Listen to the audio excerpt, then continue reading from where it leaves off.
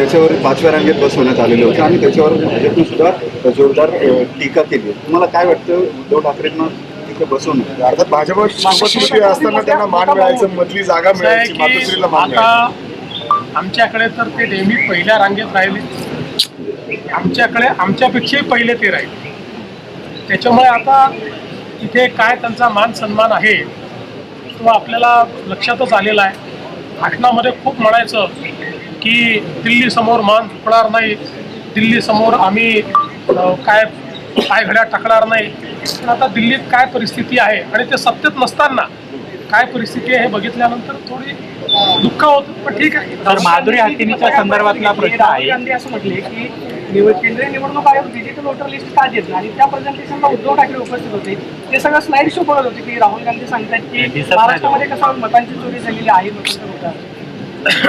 मला असं वाटतं की अलीकडच्या काळामध्ये राहुल गांधी यांनी सलीम जावेद यांच्याशी संपर्क साधून त्यांच्याकडनं एक स्क्रिप्ट लिहून घेतलेली आहे.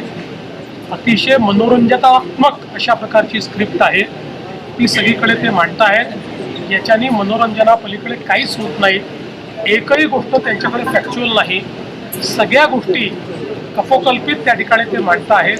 आणि सगळ्यात महत्त्वाचं ते एकीकडे म्हणतात की वोटर लिस्ट मध्ये प्रॉब्लेम आहे. आम्हालाही मान्य आहे, आम्ही तर इतके वर्ष झाले सांगतोय. आमची मागणी होती की कॉम्प्रिहेन्सिव्ह रिव्हिजन करा. आता इलेक्शन कमिशन म्हणते आम्ही कॉम्प्रिहेन्सिव्ह रिव्हिजन करायला तयार आहोत, आणि बिहारमध्ये त्यांनी सुरू केलं तर राहुल गांधी म्हणतात कॉम्प्रिहेन्सिव्ह रिव्हिजन करू नका. मग त्यांना नेमकं हवं काय आहे? त्यांना कॉम्प्रिहेन्सिव्ह रिव्हिजनही माहिती नाही आहे आणि वोटर लिस्टमधले प्रॉब्लेमही माहिती नाही आहे. त्यांना केवळ आपल्या हारण्याकरता काही ना काही कारण शोधून काढायचं आहे. ते कारण त्यांनी शोधून काढलं.